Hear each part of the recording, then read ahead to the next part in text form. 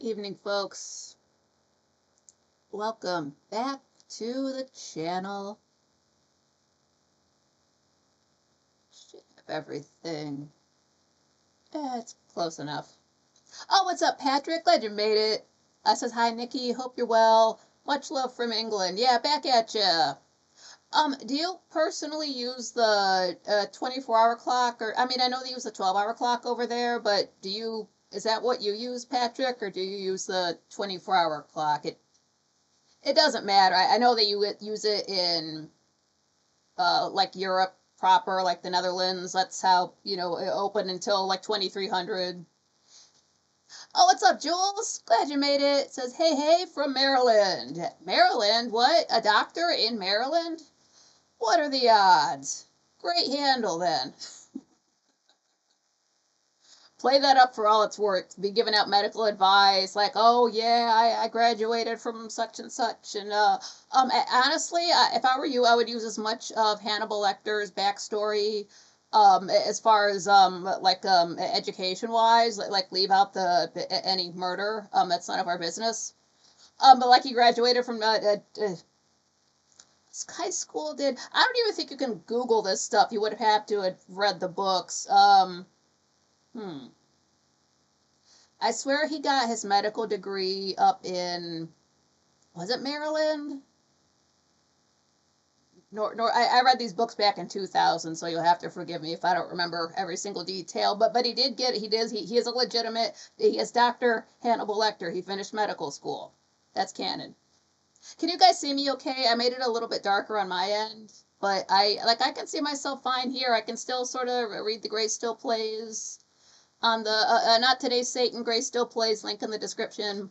Not affiliated. Patrick, 24-hour clock, nice, yeah. So you've got all zeros or 0002 on the clock.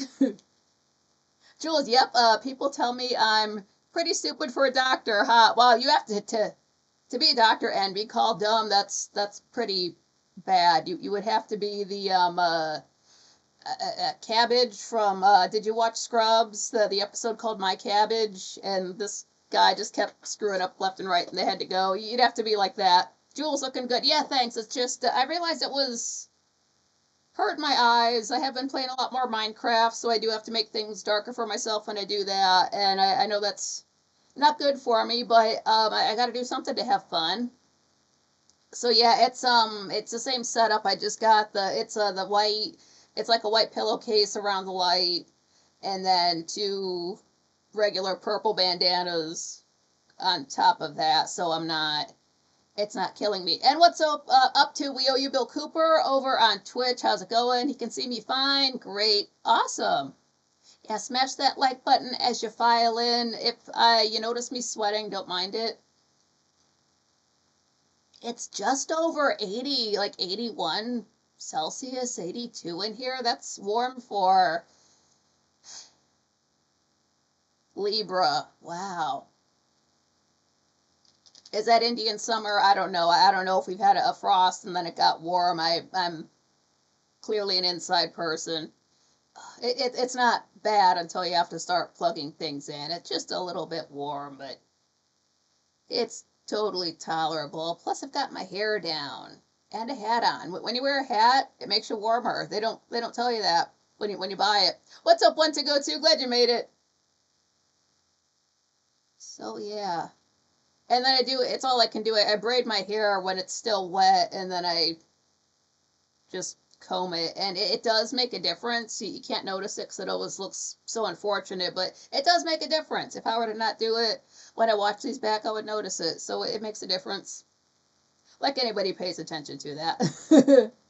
It's fun to note to mention the things that people normally wouldn't notice, and then you start noticing it everywhere on other shows and things like that.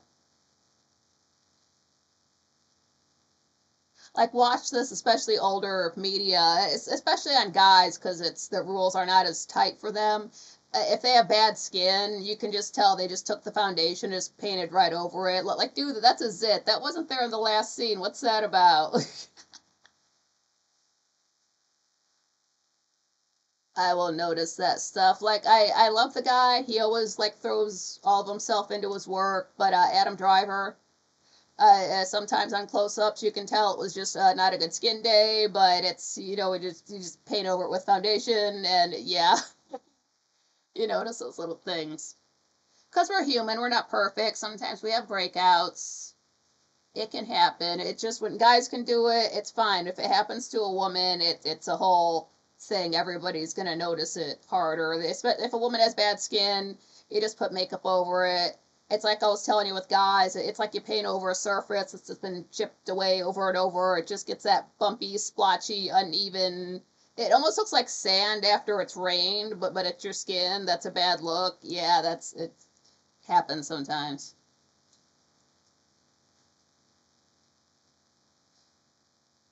Oh man, 2 full weeks in a row. Quite frankly, I was.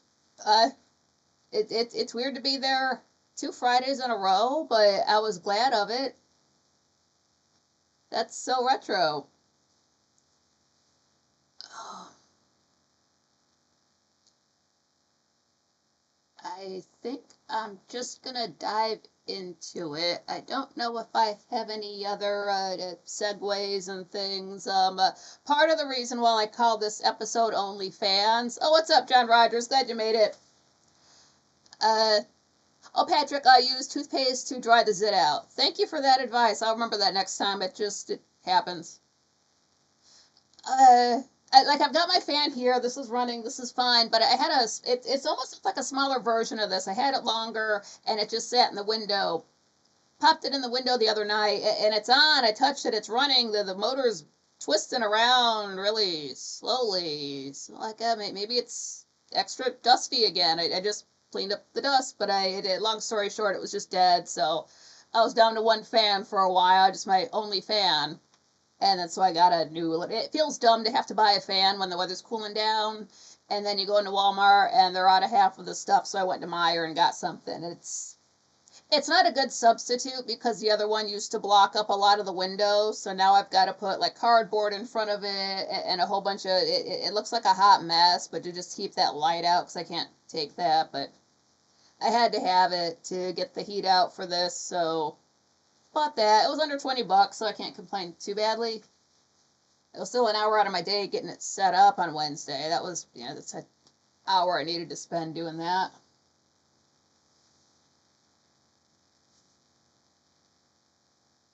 I do not have an OnlyFans. If you're donating to that channel, that is not me. I don't see that money.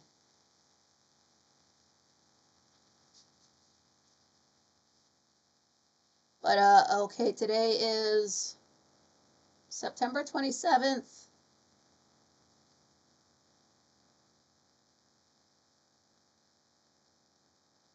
Oh, sorry, reading the chat room there. Today's September 27th. This goes back to September 22nd.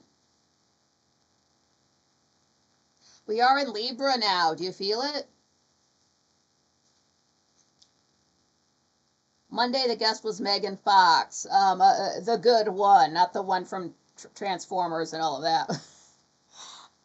I love this chick's hair. I've always loved her hair. I brought it up before. It makes me think of the Dark Shadows hair, where I see it, and my first thought is that it is a wig, and then I have to remind myself that that is what healthy hair looks like.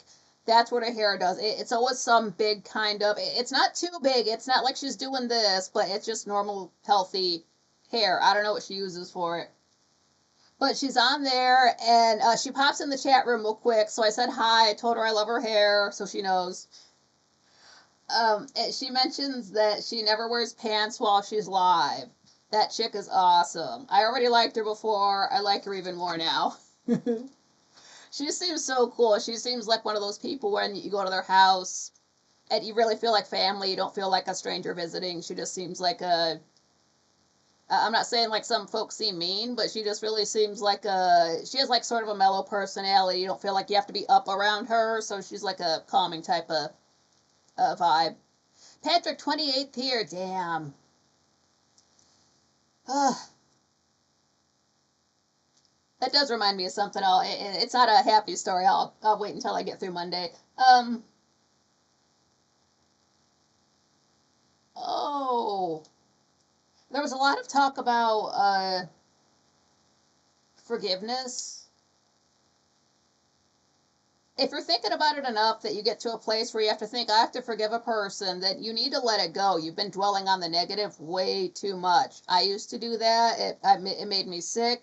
I stopped doing that. You're fine. Instead of forgiveness does not need to enter into it. All you have to do is think about other stuff. It doesn't matter. That's it.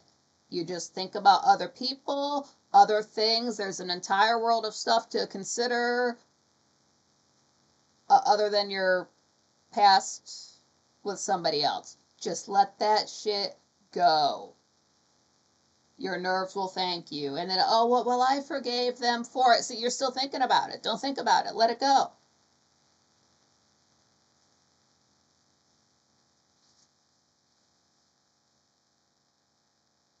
Because then it puts you in, because then it sort of bleeds into, oh, so you think you're the one higher than everybody else. You're the one who gets to dole out forgiveness, like you're better than other people. Like, it's, don't start playing those mental games with yourself. Just let that shit go. They're a bad person. Let karma take care of it. The end. Patrick's from the future, man. He's got the lottery numbers and everything. Oh, Megan does watch the chat room because I don't watch the news, and they were talking about it was like this teacher who wore some kind of offensive shirt, and then the community rallied to get this dude fired. I thought it was just because he wore a shirt, but no, apparently this guy he went onto social media and made some big long rant about something, and then he gets down to the end of it. I'm sure it was one block of text. I'm sure there was no paragraph breaks, but he gets all the way down to the bottom and talking about like he has tenure or something like that, so he can talk shit and not lose his job. But anytime you're talking shit and you have to slip in there that you can't lose your job because of it, you should probably lose your job because of it. Like, nobody was talking about your job. You brought it up in your autistic rant. So I was like, dude, over a shirt, but no, it sounded like he had it coming. If you have to get on social media and flip out about something, way more people are going to see that than if you wear one t-shirt one day. So and again, if whatever he was on about, if you have to bring your job into it and it doesn't have anything to do with your job, it's like, well, you brought it up, so now we're interested in that. John Rogers, sorry I have popped out of the chat. The ad's messing with my head. Yeah, you will not have any ads on this channel. You have to have at least 1,000 subscribers to even be considered for monetization. I'm certainly not going to hit that this year. Don't worry about that. And if I ever do get I only want to help this channel get to 999 subscribers. 999, and I'll just float right there, right underneath the monetization, so you never have to worry about ads. I might push the super chats more, but just so you don't have to, I'll get to that when it comes up. I'll get to that.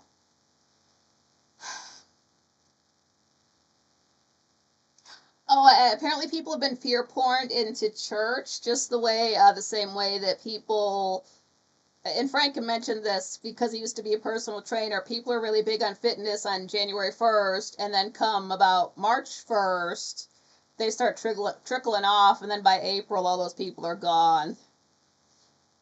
Patrick says to John Rogers, he's using Brave so he doesn't have ads.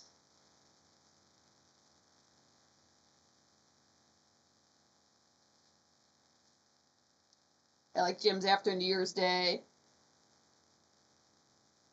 But Frank had pointed out, I guess that survey thing is over. He had it open for a week or two, maybe 3. He kept it open for an extra week, but he got so many, like 1,000 some answers, maybe close to 2,000, just to gauge what people's feelings were about the questions. And I forget if maybe this was a write-in or maybe this was something that was just suggested somewhere else. And then Frank was just mentioning things he was, possibly thinking about doing for 2026 next year. I try to be specific. When I talk about this year and next year, if it's my dates, I'll mention it. If it's for you guys, I'll mention it. But one of the things was folks want to see Frank's wife on the show once a month. And I guess she likes to be on the show, so if she's for it, fine. I would hate to be like, all right, honey, you're coming onto the channel whether you like it or not. But if she's cool with it, that's fine. That's fine then. Um, that's fine. It's kind of like when his mom comes on the show, though. It's like you do realize about half of the audience is going to be eye humping the lady. So, but it's okay. That's what the internet is for. Frank's mom would come on the show, and about half the chat room, they're like, "Who is that? Who? That's his mom? Really? What? Wait a minute, has she been on before?" And you're like people who like, because she's not on a lot, so it's folks who just weren't on for the last time. They're like, "Who is that?" It's so much fun. I didn't realize this. All right, so somebody came into the chat room and they're talking, which people do, but they mentioned something that they mentioned Jules. Remember before I was telling you about that guy called in and his partner Jules turned him onto the show and then she ended up unaliving herself due to her bad back. Her guy was in the chat room. That dude was there. He said something like R.I.P. Jules. It is spelled Jules. I did want to point that out. I'm a stickler about proper spelling. It's respectful. And I said it was Jewel, like the stone. It's Jules, like our Jules, same spelling. I really do remember a second Jules with the same spelling when Pete mentioned that. But that's Frogs in the Pot. That's that fella.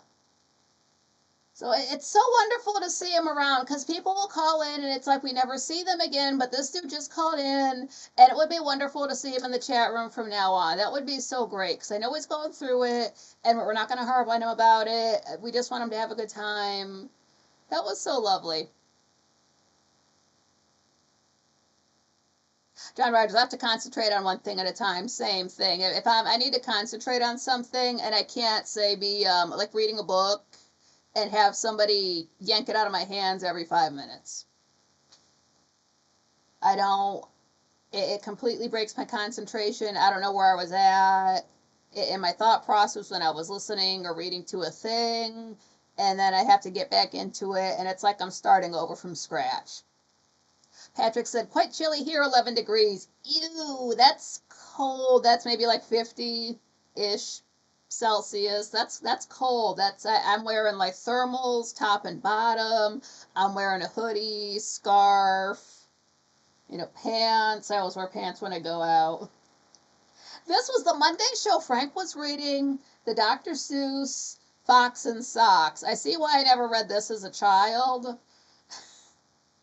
What was that man smoking to write this stuff? But it was so much fun. It was wild. It was going everywhere. And it's like in the rhyme, here are the words you cannot say. And then they go ahead and say them. And I can't say those words. I'm like, when does this book stop? Like, it was good.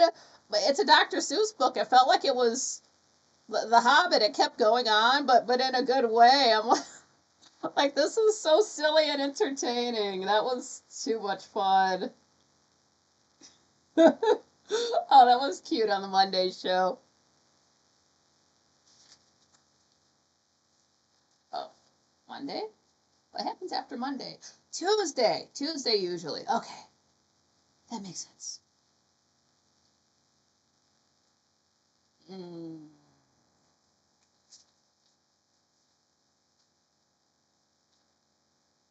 I don't know what it was Frank played, but the Tuesday show starts up. William Bill Cooper, and it felt like it was The Hobbit, because like the Hobbit is a little bit more cutesy version of the Lord of the Rings, spoilers. But they fight a dragon, so I don't know if the children want to be. Is Tom Bombadil in that? I don't know. If you watched my last episode, sorry, spoilers, spoilers, spoilers. But Tuesday, Frank plays the intro to the show, and then the music that was playing.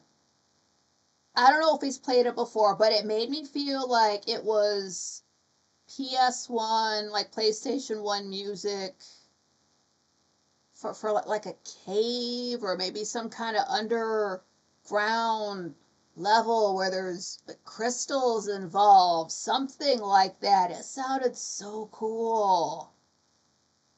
And there's no way to find it. If you hear a track that you like, by the time you get an app open that's going to listen to it, Frank's already talking and you're never going to find it. So I've learned to not to try to find the music that he plays. Oh, what's up, Chris? Glad you made it. Hey, fam, last two Dodgers games today and tomorrow, then Tuesday the playoffs start. Wow. That's a lot of games. They play when it's this cold, don't they? They play in October. Isn't that too cold? Like they don't have a thicker version of those float. Like what do they wear? What's that made out of? Cotton, polyester? I always think of baseball as a summer, like a league of their own, a field of dreams. There was not pumpkins out.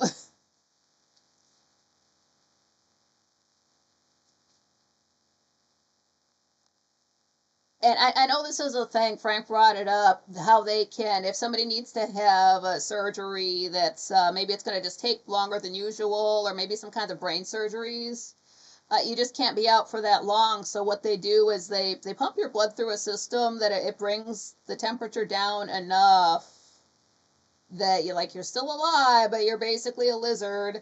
And so that makes, if things are cooler, they're not going to swell up as fast. So that gives them more time to, cut on you. And then, they warm you back up and you heal up and you're fine. But he mentioned that, and we're also talking about near death experiences. And I can't help but notice that every time everybody has a near death experience, they're always floating above their body and looking straight down. You're never in the waiting room. You're never outside of the hospital in a car. You're never walking down a hallway. It's always specifically looking straight down at your body. You're not like in the floor and looking up. I think that would be a bad sign. So maybe like whatever chemicals maybe like the body goes through some kind of chemical reaction to make everybody see the same thing. Because you never hear one different story ever. You never do hear somebody like, no, it was a near death experience, but I was legit in the lobby. That was Phil and that was Carl. I've never met them before. Like I would believe that. But no, every single NDE, I don't know. I didn't see anything when I had mine. It was just dark and there was a Madonna song playing. It's called I Don't Give a, but you know what the next word after that is. I heard two songs. One of them was Lady Gaga. I cannot remember that, but I know the other one was I Don't Give a by Madonna from the MDMA album from 2012. This also happened in 2012. Chris 6, November 1st is game 7 of the World Series. Patrick said, I died in 22, never see anything. Yeah, it's just like there's, like, I know I couldn't stay there. I wanted to, but it's like, no, you got to go back. You still have people that need you. It didn't say for how long, but I had to go back. I still have people that needed me for a couple more years. So, yeah, so I don't know what chemicals they give you when they rush you into a hospital like that. But, yeah, they're all the same. Like maybe you have a near death experience and you're looking down at a body and it's somebody else. Like who the hell was that person? Like I would believe that, as silly as it is. Willie Fix It did call in. Willie just brings up like every thought occurs to him at once, and he brings it all up at once, and we just have to sort it out. That's our job. And that must be his brain all of the time. So I can't imagine. Like, how do you turn that off and go to sleep? But Willie calls are always fun. It's so out of the box, and I haven't been there in a long time. But when Willie Fix It also goes to Jim Lee's channel, and he will call in there, and it's just this super long call. It's great. Anytime he calls into a show, it's wild. It's not like any other phone call you're gonna hear, and we've been hearing phone calls for years. Oh, here we go. Chris says they wear Nike Moisture Wicking Poly Cotton Blend with the same slide on faux sleeves. Okay, that makes sense. That would be Nike. Moisture Wicking. Then we had Moses from Long Island. It is spelled Moises. He's cleared that up for us before. That guy called in. It seems like every time the dude calls in, he's had another child. Well, not like him personally, his lady. But that guy called in.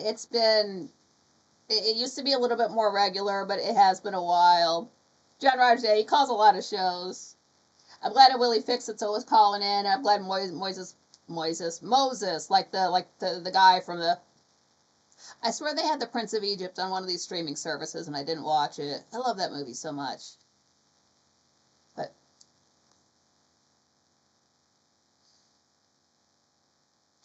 if you've never seen it, I've heard somebody talking about watching it, and they're like, "Well, I'm not even religious. I'm not even a Christian or whatever," and I still liked it. And that's sad if you can only watch things based on what religion it's about. Because I had no religion then, and I watched it, and it's phenomenal.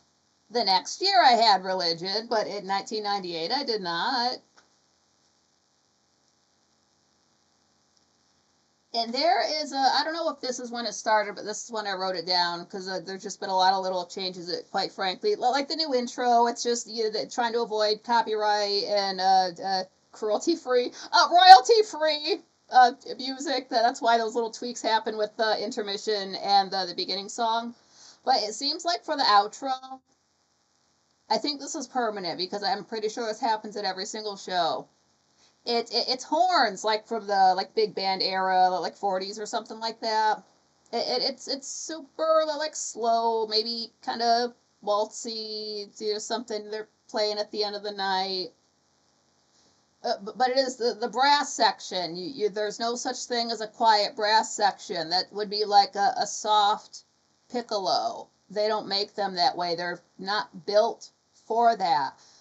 So it is horns, and that's fine. It's a little bit loud because they're horns, and that would be okay, but it is a little bit too loud. It is so loud that I do have to grab the remote and turn down the volume, so that's bad. But on top of that, Frank's also talking. I don't know what he's saying. The brass section is playing, and it happens every single night. So I don't know what it's so loud. I don't understand why it's so loud. After 2 hours, why does it have to be loud? The only thing that makes sense, it doesn't make sense. I'm just trying to apply some kind of logic to it. It's if you don't know anything about vaudeville, what they used to do is it's a bunch of little variety shows. Maybe it's an animal act, maybe it's a man and a woman singing, maybe it's comedy, jugglers, variety. But the point was that the very last act was not the best one to like make you kind of cringe and get the hell out of your seat so the next round of people could come in. It makes me think of that. It's like they're playing the music too loud to get people out of the seats. If people are being too rowdy in a store, the managers might turn up the music just a little bit and play classical just to get the teenagers out. It's a little, a psychological trick to just try to get people moving along. So it does kind of feel like after 2 hours we're getting rushed out of our seats, like for another show to start. You don't have to rush me anywhere at 9 p.m. I theoretically have been relaxing for 2 hours. I don't need the loudness when I'm trying to like chill out for the evening. So that's just it makes it hard to say goodbye is what it is, because I'm trying to say goodbye to everybody. I thank Frank, thank the chat room, and I'm reaching for the remote. And since I use my right hand so much, I keep the remote on my left hand side just to make my left hand do something, because otherwise it just gets to hang out at my wrist, at the end of my wrist, getting a free ride through life, being skinnier than my right hand that has to do all the work, like those finger gaps between your fingers. I don't know, you probably can't even see it, but take my word for it. Like there's more for my left hand because it can't do as much. So you're not just going to hang up there doing nothing at the end of the night. You're doing the remote. Plus, since I play Minecraft, I have the mouse on the side and like here with the keyboard. So I want to do something to switch it up for 2 hours. So if you notice that's too loud, I thought it was me. I thought I had the volume up too loud, but after so many times, it's not me. It's recorded like that. So okay.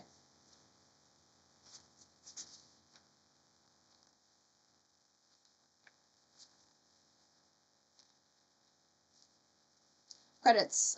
Chris says it's the Shining movie credits song, I think. Isn't that what the old one used to be? I haven't seen The Shining. I've seen a lot of documentaries about it, but have not seen the movie.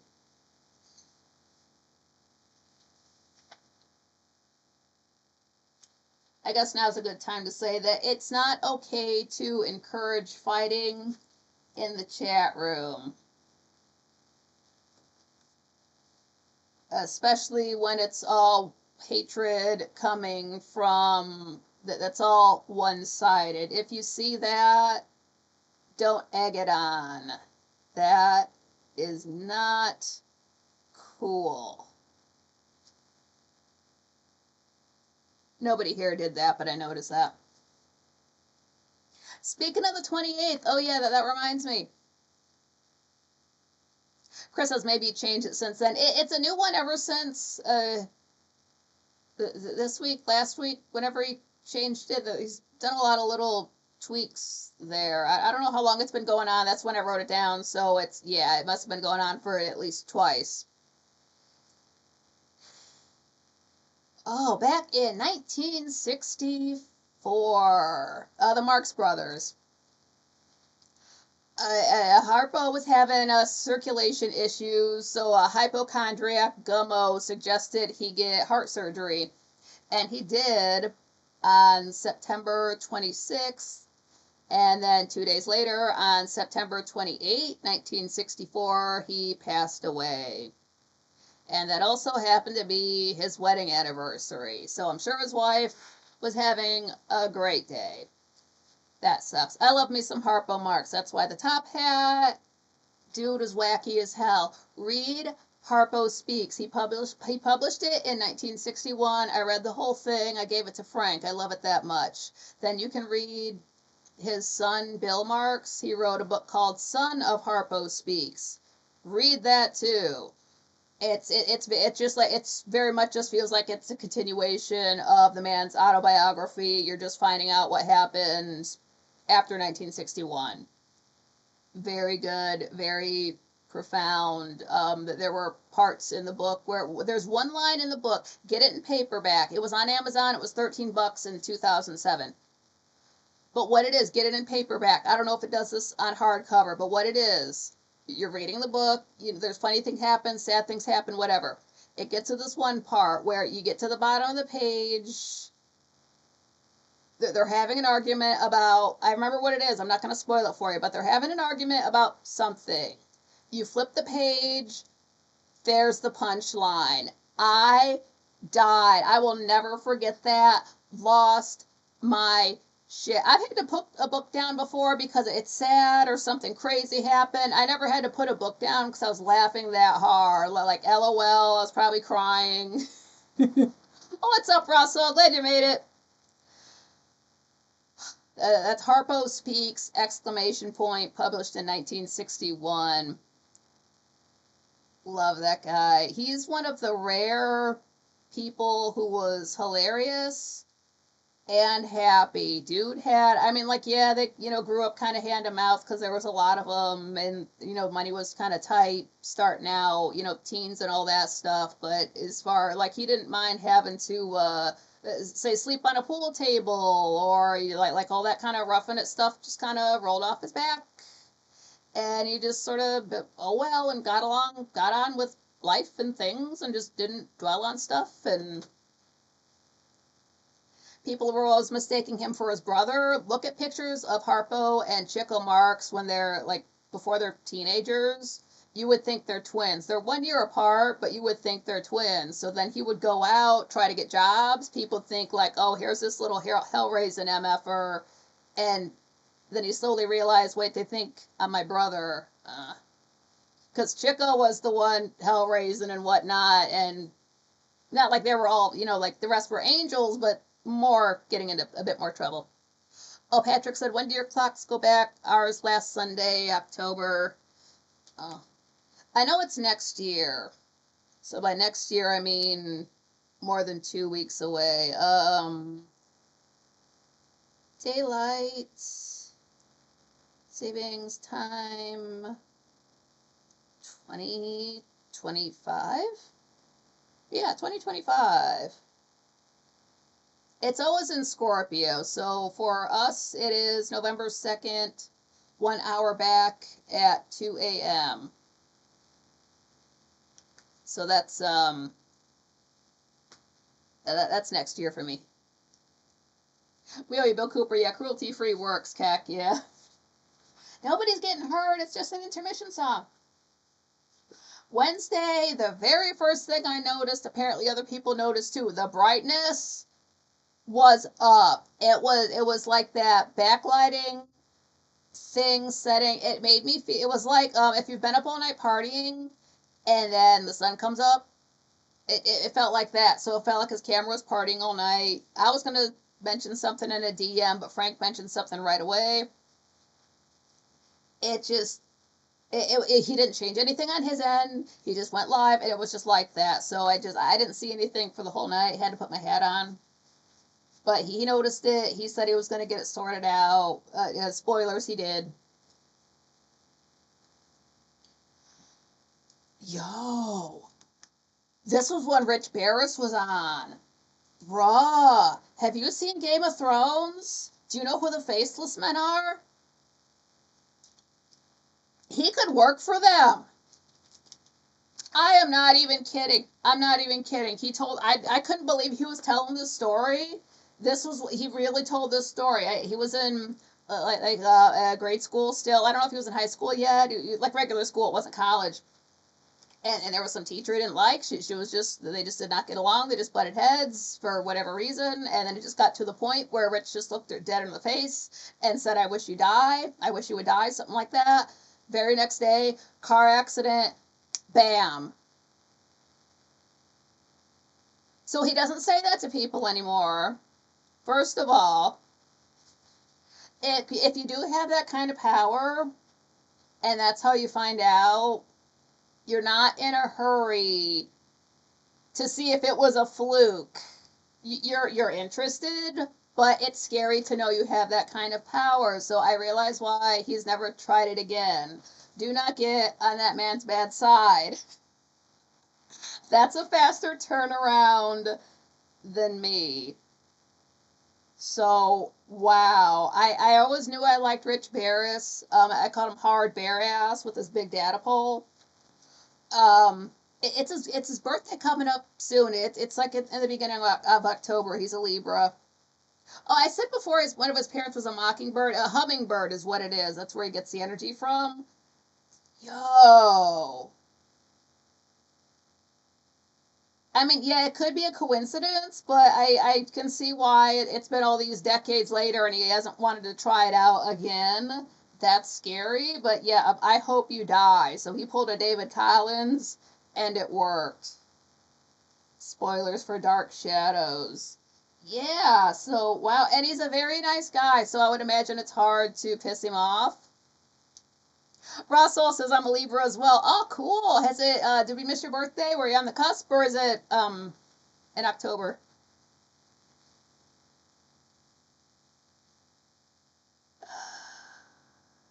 Yeah. Holy shit, Rich Barris. Still want those photos or drawings of the UFO. Haven't got those yet, but I think I'm still gonna push for that. Maybe about 15% less, just because I don't want to piss him off. I can't be killed that easily, but I'm not trying to piss him off. He's a nice guy. Yeah. Wow. Uh, and so I know the story is fake. Every news story is fake, but you can't get on a Zoom call and work magic. It doesn't work that way. Getting technology involved, it's like getting technology involved with praying. That's not gonna help. If anything, that's just gonna stop anything from going through. You don't get on a Zoom call and cast spells and expect it to work. Magic does not work that way. You can hang out with your friends on a Zoom call and talk about magic, but you're not going to be lighting candles and saying words and casting a spell. It doesn't work like that. Russell, October 5th. Nice. Wow, that's less than a week before New Year's Day. Cool. I want to say Rich's is some time after that, and then we've got, he's not a Frankly, but Mahler. He's a YouTuber. He His birthday is sometime like the 7th or the 8th, because it'll be a few days before New Year's Day, and he'll be streaming for 24 hours straight, like birthday stream, and we're like, oh, cool, happy birthday. William Bill Cooper, yeah, you could tell Rich was still felt pretty guilty about it, and all. Yeah, that's sad. He really needs to let that go. He didn't know, it was not intentional. It was not intentional. It would have been one thing if he was really like hoping and praying that she would be not alive the next day, but that's not what he wanted. Like, I don't want him to feel too bad about that. Just know you have that power and don't tap into it again, and you'll be fine. Like, I'm sorry, he still feels bad about that. Of course you should, but like, it'll be okay if you just never do it again.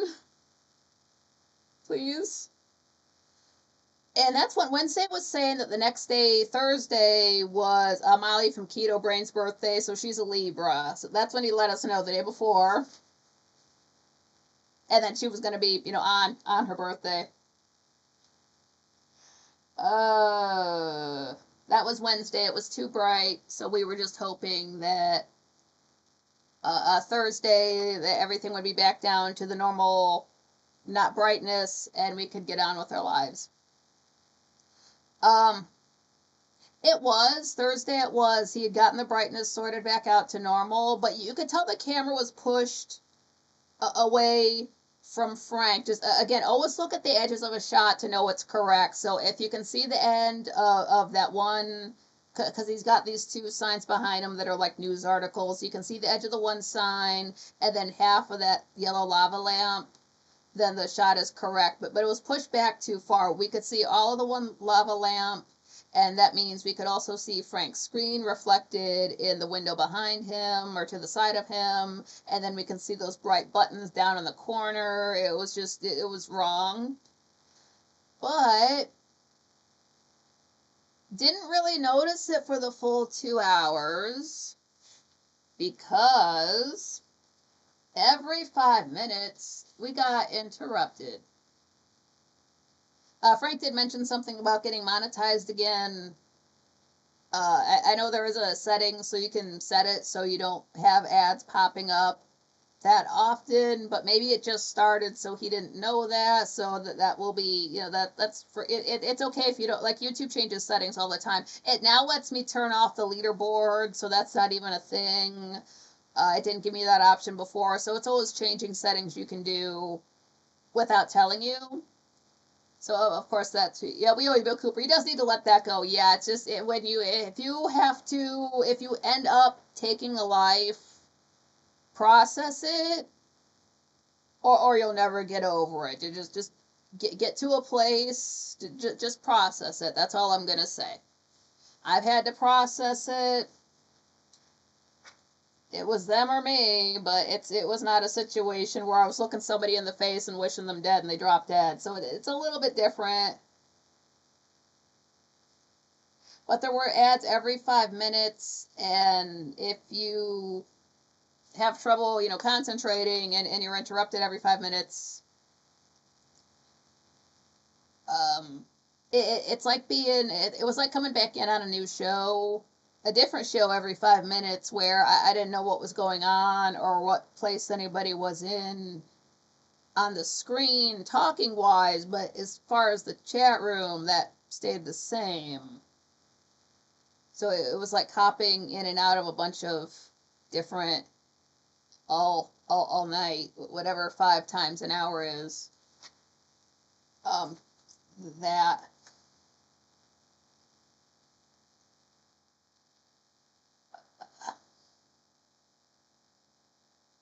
I know monetization is good for Frank. Making money is good. But the reason people were mad was that they like the show. They like to watch Frank and pay attention to what he's saying, and they can't do that when they're being interrupted every 5 minutes. And me personally, I don't expect anybody to pay YouTube just to exist. I know some people can't afford that, and I'm not going to judge them if they can't or talk down to them because they can't. So, yeah, it's, I relax at that time of day. I don't know if I need to be focused that much on a conversation that's just going to be interrupted every 5 minutes. So I'm a little bit more just following the chat room since that doesn't get taken away from me every 5 minutes. I don't really know what was going on. Again, I keep getting interrupted. I can't remember my place. I don't know what was happening that day. But uh I caught a little bit of stuff. I wanted to watch. This is one episode I wanted to see. When they start this up, they had the guy on. He's an Aussie, but he's lost a lot of his accent. And he's got back issues. And I have back issues. So if there's one episode I want to hear every single word of, it would have been that. But alas. Uh, this is the guy, he did this thing where he cracked his back. Basically, it just sounded like, just imagine if you were to take the entire bag of Rice Krispies and step on it. That's what it sounded like.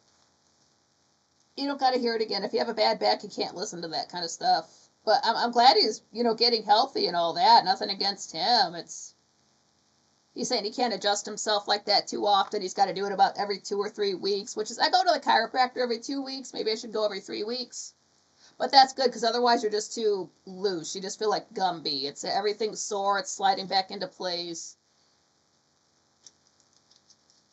John Rogers, now it's coming in to say hi to the family before I go to D-Live. I mean, you can watch on D-Live and still be in the Quite Frankly chat room. That's what we do with Twitch. We're watching on another platform, and then we're chatting in the Twitch chat room. That's what people are doing with me now. It's like they're watching on YouTube, but they're chatting in the Twitch chat room. It's a lot of hoops to jump through to watch one show. And me, my mistake, I was trying to pull up Twitch, or not Twitch, Twitter to watch it there through my TV app. It's not a good TV app. It won't let me use dark mode. It won't let me put Brave on there, and it was too bright. It would not let me turn down the brightness, so that was not good. And then I go back to Quite Frankly, and he's just getting off of saying something about how people are mad at him from being monetized. They're not mad at him for being monetized. They're mad at him for the show being interrupted. The fans don't see the money side of it. We see the entertainment side of it. And then I guess whatever he was saying, it was basically, I was reading the exact same thing on Discord because I'd asked if the ads were permanent earlier in the day. And then I waited to read it until closer to showtime because I just don't have time for any. If there's going to be any negativity, I don't need it at 11 o'clock in the morning. I can wait until closer to showtime. So I was just going back through Discord and just reading everything that happened that day after I asked that question. And it sounded like what he was saying in Discord, he was kind of saying on the show, people aren't mad at him earning money. Again, they want to see the show uninterrupted and possibly not be spoken down to for not being able to afford the same things as everybody else. So I'm glad I missed that rant. That got heated. Glad I wasn't there for it. I want to say, no, this happened back during when it was too bright on this Tuesday. Frank said that he was going to show the shirt that Shane B designed on Wednesday. Why he couldn't show it on Tuesday, I do not know. It makes -0 cents. But then he showed the shirt on Wednesday when the screen is too bright. I don't know what it looked like. The screen was too bright, and we didn't see it again for the rest of the week. I guess it's for sale somewhere. Okay. Whatever Shane designs is awesome. He's like 2 for 2 shirt wise. John Rogers, YouTube is putting ads over the chat. That is how they do the every 5 minutes. I do notice what they do. I noticed with Puff's Gaming 81. when I would watch him live, which I really can't do because of the cowbell. But what they'll do is it'll go split screen, so I'll have like Puff on one side of the screen and an ad on another, but the ad is playing sounds. Nope. Back button, back in. You can't really tell, but my old remote, the back button right there, you couldn't even see an arrow on it. It was worn down that bad. I have not watched an ad or a commercial since 2019 when I got a smart TV. You hit back, you go over to your library, go down to subscriptions, go back up to library, go to the video you were watching, go back in. It should play. If it doesn't repeat that, you don't have to watch a single ad. I won't watch a video that is ad blocked. I do not have time for ads. I don't get paid to watch ads. I don't get paid to work at YouTube. I can't afford that stuff. And shame on anybody who put you down for earning less than them.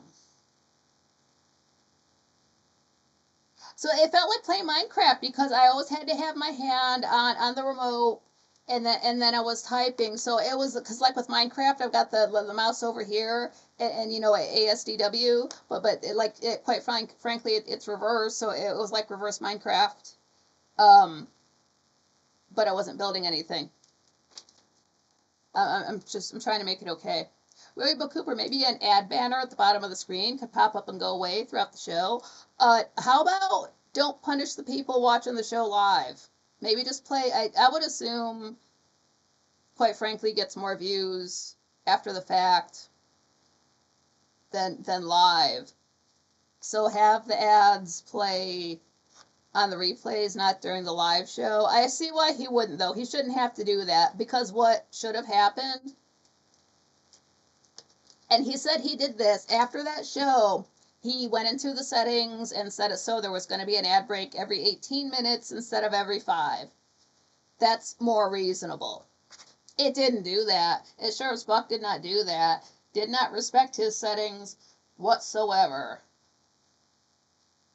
Yeah, so Friday, that was a big fuck you.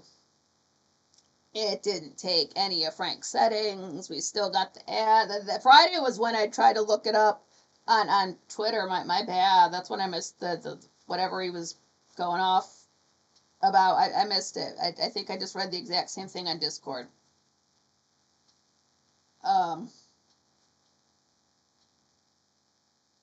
He said that there's no ads on Twitter, Kick, or DLive. Somebody also said Pilled.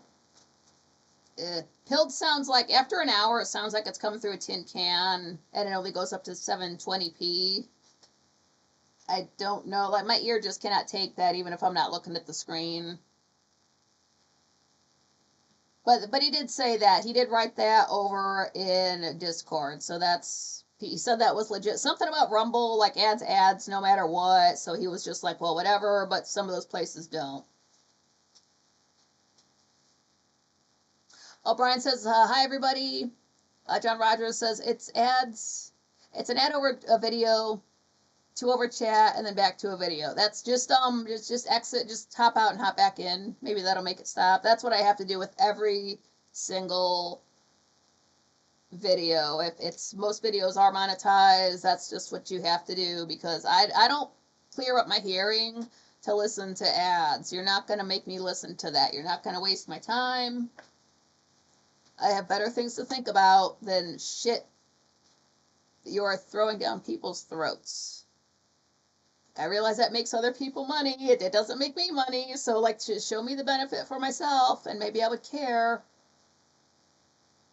It's not putting food in my belly. Russell said, the first ad that popped up on his show, I thought it was purposely telling us something about it, but then I see that he was talking about, but then I seen what he was talking, but I wasn't able to hear his conversation. Yeah. Oh, Renee, what's up? Yeah, Patrick said Brave has no ads. Because when I watch, I've got the chat room or chat rooms open on the laptop, and then I've got the show playing on the TV through the YouTube app. YouTube doesn't pay me enough to buy premium. I don't know how much premium costs. DJ underscore over on Twitch says, now YouTube sends me a notification that Nikki is live 51 minutes later. Yeah, thank you, YouTube. That's why I put out those tweets. They are on top of it. They're not respecting Frank's more than 18-minute rule for the ads. They're not putting out notifications for my channel. So I don't know. I'm going to, benefit of the doubt. I realize it's a new thing. Maybe we're going to show up on Monday and it's going to be every 18 minutes. So it's just like that. The camera is fixed, though. The camera is fixed. Like you said, I got the lighting fixed, and then now it just pulled forward to him enough. Again, check the edges of the shot to make sure it's correct. It is. So that is the camera is fixed. We just don't get to see it every 5 minutes. William Cooper, YT is asshole. Yeah. John Rogers Rebel only does 2 ads at the beginning. That's it. Go through that on Daly's show. That's not too bad. That's really not. I mean, it's a 2-hour-long show. You don't have to bother us every 5 minutes. Like, we want to hear what Frank is saying. How are we supposed to follow along with him? There's not a kitty to pay for everybody's YouTube Premium that I'm aware of. Yeah, so I don't know. I'm missing out a lot of what's going on. And then when I have to leave and come back in, I forgot what I was hearing about. So yeah, it is very much like popping in on a bunch of different conversations that seem to not have to do with any, like one 5-minute section doesn't seem to have anything to do with another 5-minute section. So I just don't know it's like, what are you guys talking about?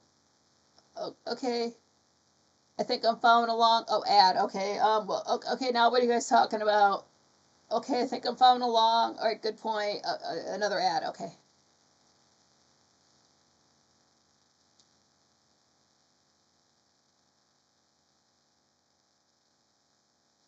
Oh, does UK got something going on in Parliament, Brian? But Frank was saying this is when he cleared it up. He is going to be off on October 3rd, which is a Friday. He's doing just like an extra long weekend when he goes upstate to look for Bigfoot. So I don't know why they're not taking the full week. Maybe they think they're going to find him, extra fast. But what it is, Frank is off on October 3rd, which is a Friday, and then the following Monday and Tuesday. So that's me on October 3rd, 6th, and 7th. So it's going to be next week. That's next year. Next week is a 4-day week. And then it's a 3-day week. And then it's New Year's Day. And I do not care about anything that happens in year 26 until about October 12th.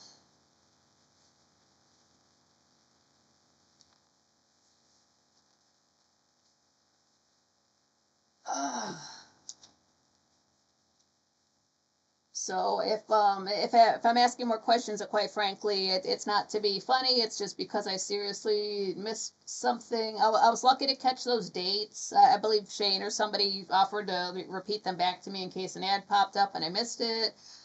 Frank announced the winner for the drawing for that basket of stuff. Ad popped up, totally missed it. If he was not repeating the name for about 10 seconds straight, I wouldn't have caught it. So I'm glad he did that.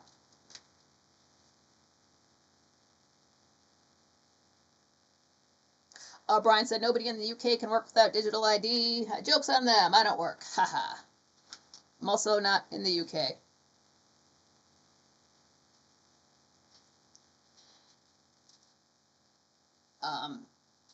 Yeah, it's just going to be really hard to follow along just with the interruptions. Yeah, I don't know. I don't know. It's nice to see things getting so bad at the end of a bad year. It's very fitting. It would be different if this year was great and then suddenly all this was happening at the end, but no, it's been bad since about April. So I'm really not too surprised. So I don't really have a lot to talk about show, quite frankly wise, but Dark Shadows. We are on episode 35. Absolutely no segue, just jumping right into this. What's up, Dragon Sage? Glad you made it. William Cooper said, I am on a laptop with an ad blocker. Nice. It's just like the audio sounds so shit when it comes through my laptop. I don't know if that would help me. Again, after 2 hours of listening to that, even with no ads, that's not gonna. I can't.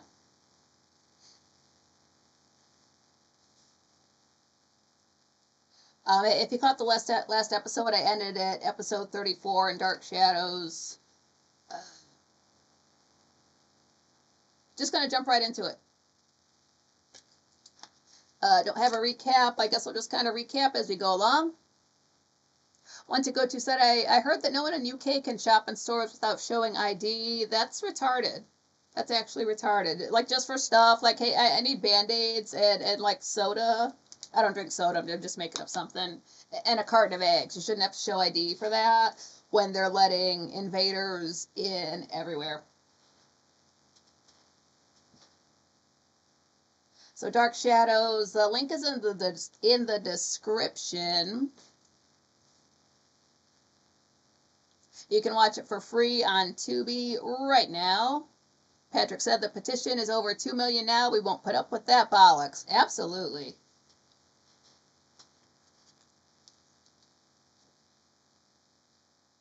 Episode 35 aired on August 12, 1966. And we are still on that third day, actually night. And we are in the Collinwood foyer. So Carolyn answers the phone, but she wants to take it in the living room. So she sets down the receiver, goes in there. Who's always eavesdropping? David. So he picks up the phone and he's listening in. He must just be that bored, but he's also kind of too nosy. So it's Joe Haskell. He was just saying he's at the Collinsport Inn, and he repaid Burke Devlin. And Victoria was about to have dinner with him. So I don't have to worry about you and Burke Devlin, right? And Carolyn, she does not see the humor in that at all. There's no such thing as me and Burke. So she gets off the phone, leaves the room, and there's David, right there by the phone. So she knows, like, you were listening, weren't you?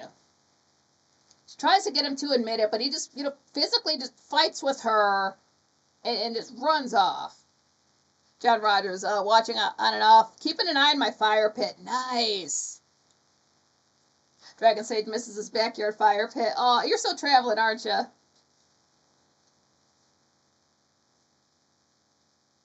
DJ underscore asking, is that an ad blocker or a browser extension or an app? It's been so long since I've had an ad blocker on. It was back when I had my tablet 9 years ago. Oh yeah, Dragon Sage, been on the road for a couple months living in hotels. Yeah, that's good though. You don't have to do, you have to do some laundry. You don't have to wash any bed sheets.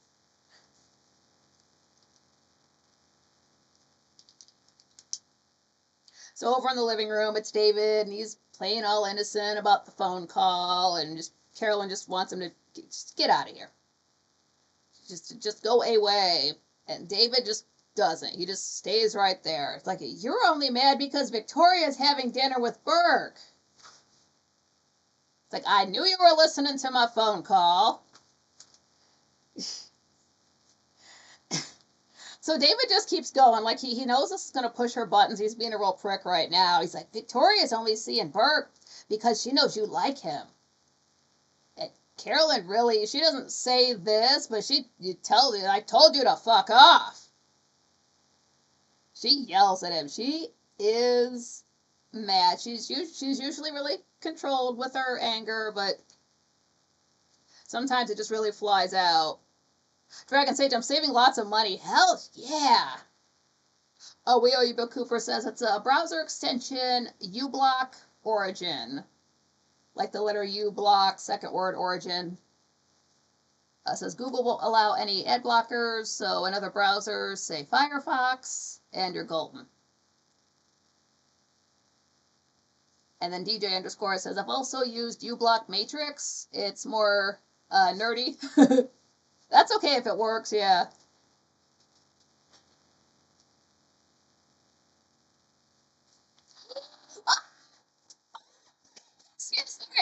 Over at the Collins Point, we get Sam Evans has been recast.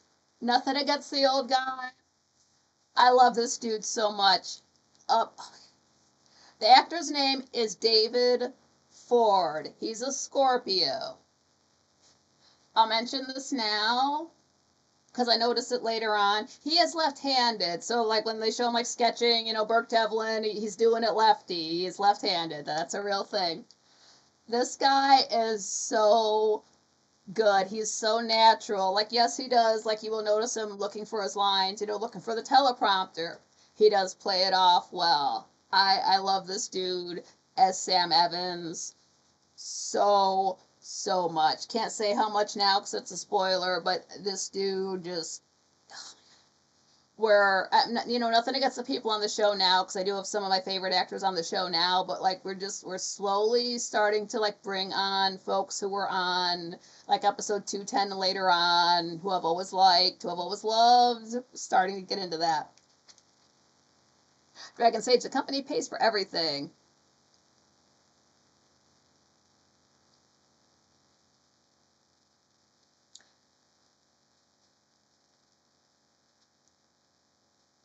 So Joe is hungover, and he's drinking coffee. And now Maggie's not there right now. She had to step out for like 30 minutes. And, you know, Joe's just kind of, you know, hungover, you know, sipping his coffee, just kind of half with it. He's talking to Sam. It's like, you know, how many times did you propose to your wife before she said yes? Sam's like, she asked me.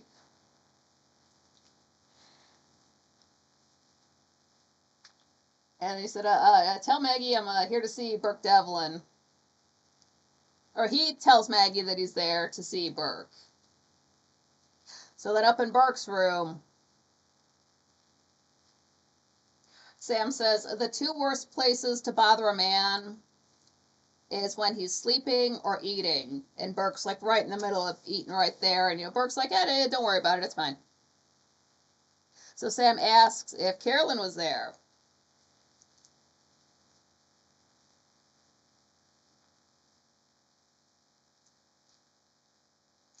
Burke says it wasn't her. You know, Victoria was up there, not Carolyn. So Sam just kind of just doesn't really segue into it. Just kind of just drops in there like, oh, I can't do your portrait. I haven't done one in years. I want to practice so that the quality won't be that good. You won't get your money's worth. Just trying to get out of it.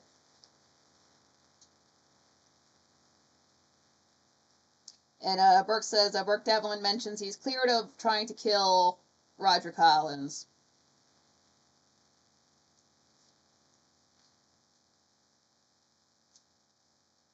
DJ underscore says, I can't use Twitch Whispers anymore because I won't verify my mobile number. Yeah, that's fair, that's fair.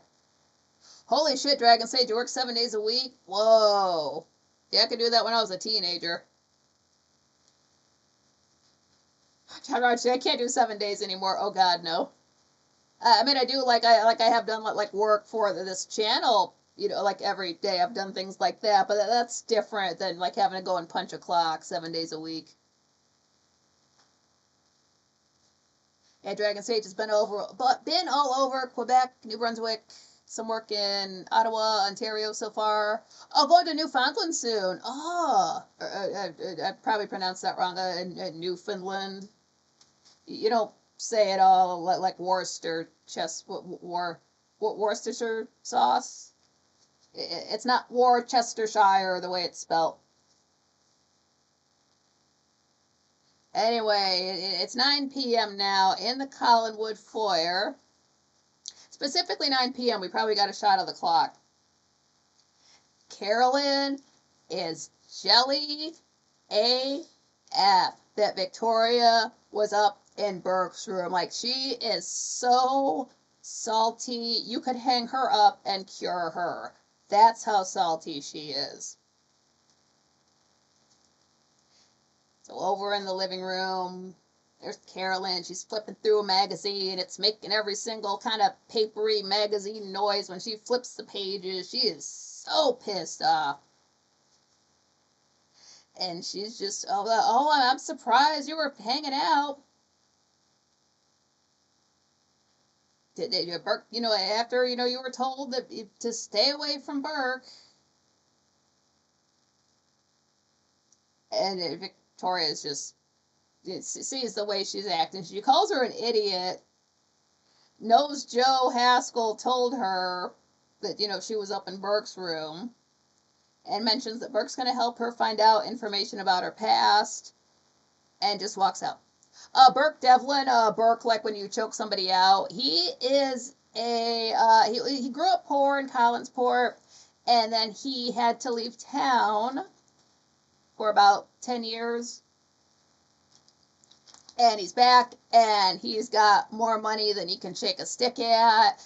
And he is pissed off at the Collins family because they did him dirty 10 years ago. So he says he hates the Collins family, but he really only hates Roger Collins. It's a B-U-R-K-E. Yeah. Oh, sweat. We owe you, Bill Cooper said, you got Newfoundland just right on the second try. Yeah, thanks. Yeah, it's one of those words.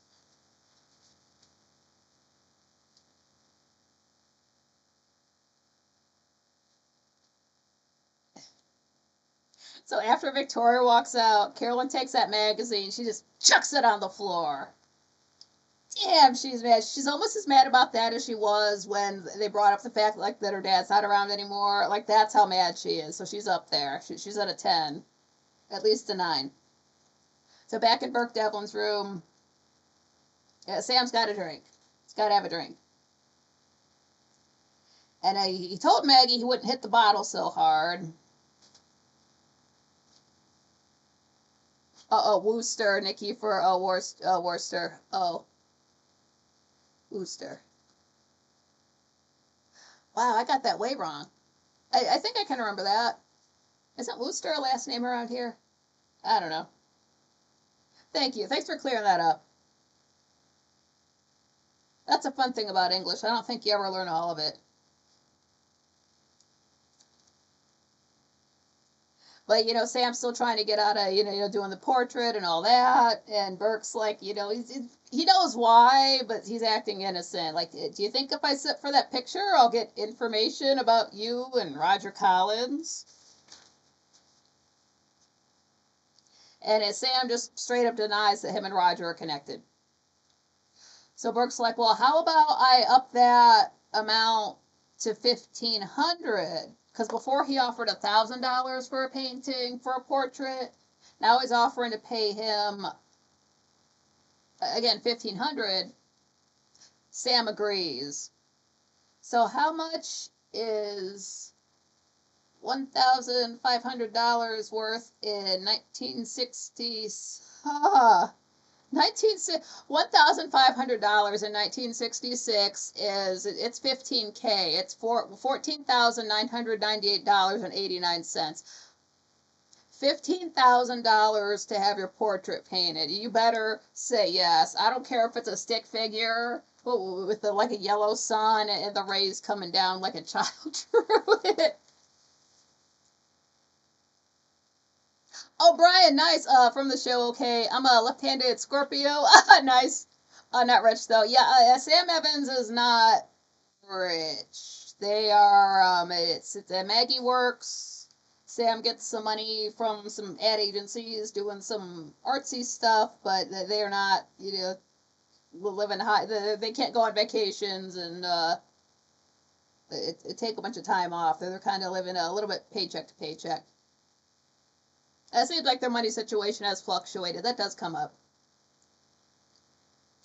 So down in the Collinsport Inn and the diner restaurant area, Sam's down there. He tells Joe to marry his girl and take her away from Collinsport, or she'll be torn apart like the rest of them.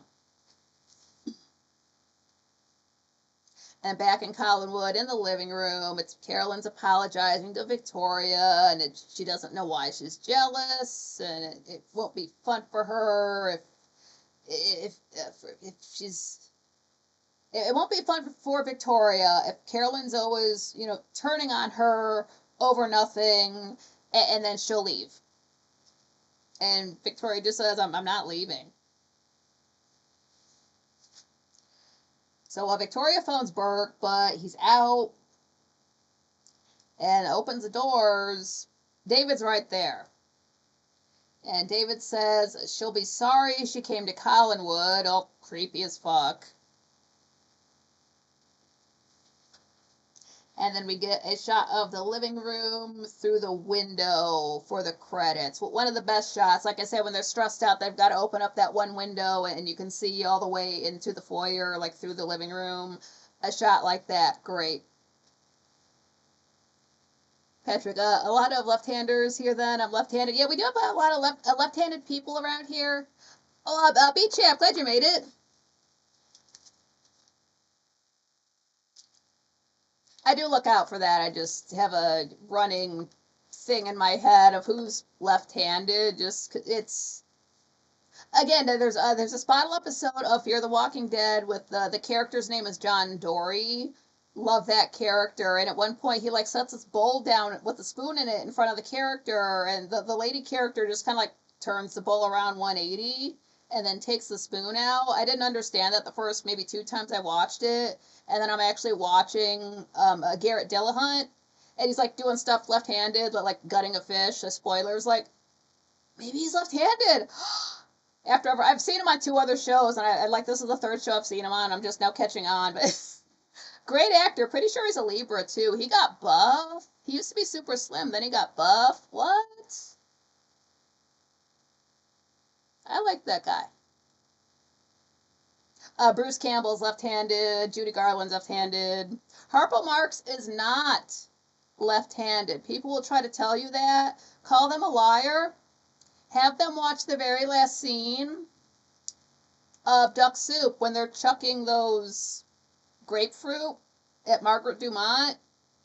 Everybody's throwing right-handed. Show me the left hand. Just because he has his harp on the other side, he did not have a teacher when he got his harp. He stopped at, segue back into Harpo Marx. They got to a stop along the way. It's like you send the kids out on a road show. So if you want to send them something, you send it to the train station they're going to be at. He gets this giant box that's bigger than him with a note that says something like it costs like $1 or $2 a week. So that's how much he was going to have to send home for it. Don't get it wet. Use it every day. It was just those 3 things. Did not know what it was. Open it up. It was a harp. He didn't know which side to lay it on. That's why.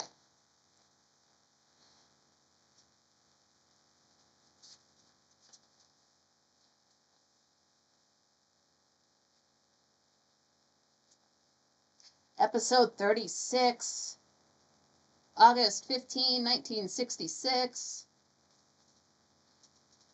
On that 3rd night,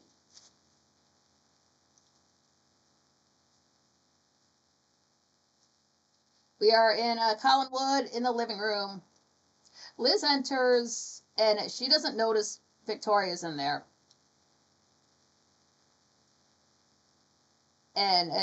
But Victoria, let's see, she does notice her. Victoria she says she's decided to leave. But that's not just what she told Carolyn. I don't know. And of course, David's eavesdropping outside the door. He's listening to all this.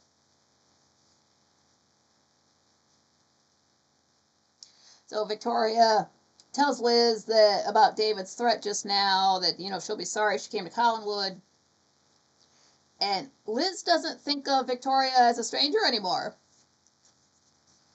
So Victoria is going to give up on a lifelong search because of what some psycho child just said. Liz says all David knows is hatred. And she does want Victoria to stay because reasons. She will not elaborate in any way that makes sense. It honestly does feel like it feels like Final Fantasy VII dialogue. If you've never played that video game, what Liz is saying here, just the vagueness. Imagine 3 discs of that. That's how that game went. But she seems to feel like Victoria needs to be at Collinwood. Just some vague sensation she seems to have. We owe you Bill Cooper saying to Dragon Sage, PM Carney was just at a conference with British Prime Minister talking, among other things, digital ID for real.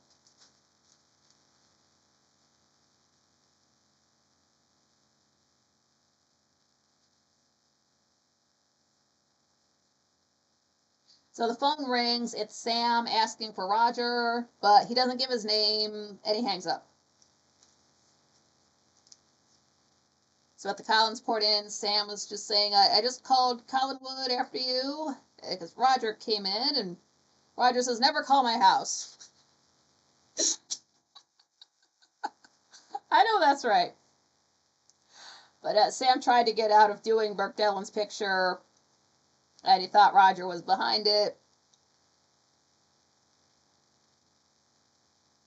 And as Sam told him no, try to get out of doing the portrait. Roger says, try harder. Dragon says, Carney is a criminal. Yeah, I believe it. Patrick, Brian says, Brian, apparently all lefties are super smart. Maybe not me, though. They just think differently. They're just wired differently. It's not bad. It's just different. Like my best friend growing up was left-handed. It was just saw the. I don't know if it was a left-handed thing or just him, but just had a different way of doing things. So we're back in Collinwood in the living room. Liz is saying to Victoria still. She's like, if you stay, Carolyn can leave. But if you go, everything will go back to the way it was. And she convinces her to stay for a while. You really cannot just run out because of that little kid being creepy. So over in the foyer, there's David. He's whining that he doesn't want Victoria to stay. Then he threatens her right in front of Liz. That fucker. So, he always says something nasty and runs off. So Victoria's just like, well, I'm going to get out for a while. Just, not leave town, but just, go out for a little while. I would too, man. Get some fresh air. Everybody's being a dick.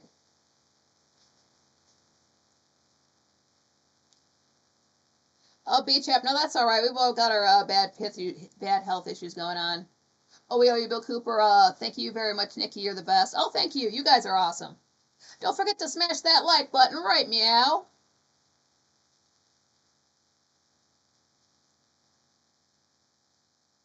So in the living room, Liz is speaking with David, and she says, no more threats. Victoria will tutor you, and you'll cooperate. And here's David. He's a broken record. It's just everyone wants to get him in trouble, and everyone hates him.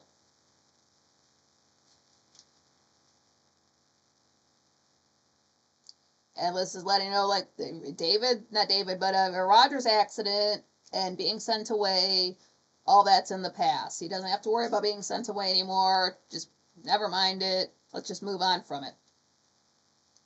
And David wants Liz to love him no matter what.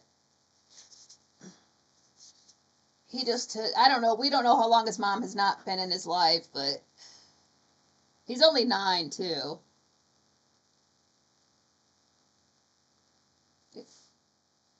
Oh, so sorry.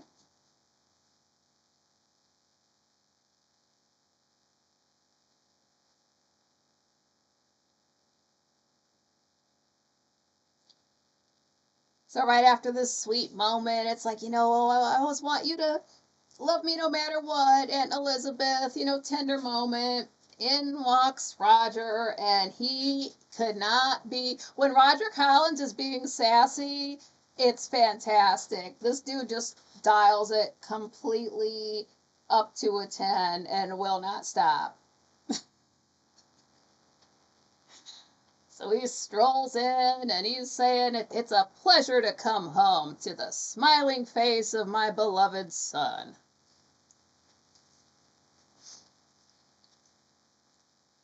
And then he does say this, remember how lucky you are to be a member of our family.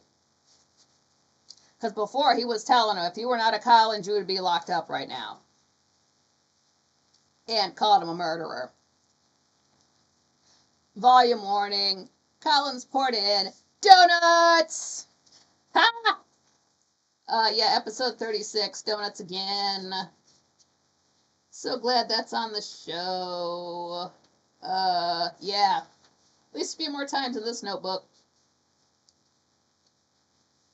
They look good. They're fresh. Like, it's real food. You can tell.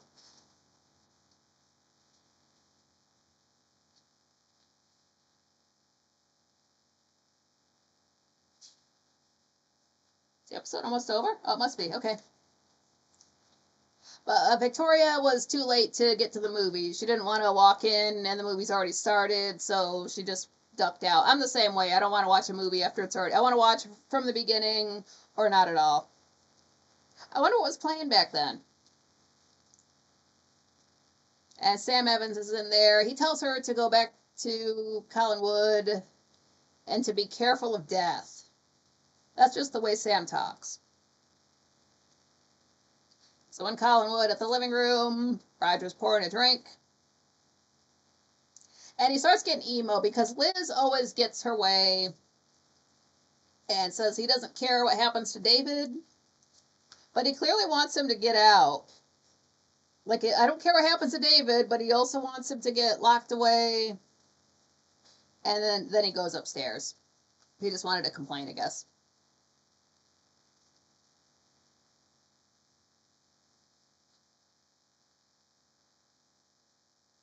So Victoria returns to hear Liz placing a phone call to some Ned Calder in Portland.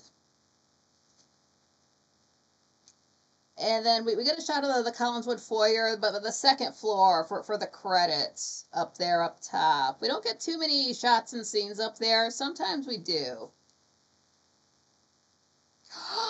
Oh, you won't believe what's going to happen in the next episode.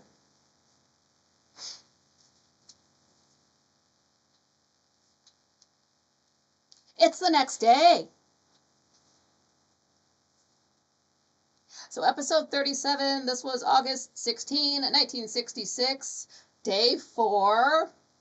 It's 2 a.m. So we're in the living room, and Roger phones Sam at his house. And he's mad that he has not spoken with Burke Devlin again yet. He hasn't canceled the sitting for the portrait. He doesn't know why. And Sam's like, it's 1 in the morning. We must have seen the clock. Now Sam's saying it's 1 a.m. But, mind you, he's been drinking all day. I doubt he's checked his watch. Roger says, I know what time it is. And Victoria's in the hallway, just right in the doorway, hearing this. So Roger gets off the phone. He goes to leave, but she's right there, so he gets a jump scare. And then he accuses her of snooping. And if she continues, she'll be sent packing. So he just really goes off. And Victoria's like, yeah, shows what you know. I was going to leave, but Liz talked me out of it. And Roger says, just forget that phone conversation if you heard anything, and he pours himself a drink. So now we're over at the Evans cottage, and Sam's pouring himself a drink. I guess it is 1:15 a.m. There is a little teeny tiny clock on a desk in the Evans cottage. I don't know if it's the same one we can see later on, saying that like the 400th episode, maybe they say what time it is. If I write down a specific time, it's because somebody said it, or we can see it on a clock. But okay, 1:15 a.m. It's still the next day. But the phone woke up Maggie, And Sam says it was a wrong number, but Maggie knows it wasn't because she heard him talking. And Sam just lies about who it was, and Maggie worries about Sam, and I mean, he's wonderful and all of the above, and she just hates to see him torn up like this. And she knows he's lying about the phone call. Sam just tells, to stop worrying, Maggie. But she's like, no chance. All she does is work and worry about her father, it seems like. But again, that's her only family. This is when we see it. Yeah, Sam is a lefty. He must pick up something or a drink or go to write something, but he is left-handed. But now Maggie can't sleep, so she's going to go make some tea. And she sees, Sam is writing a letter. Hold on, Sam is writing a letter. I used to know how to hold a pen left-handed. I could kind of write left-handed, but it wasn't graceful or anything. But he was writing this letter.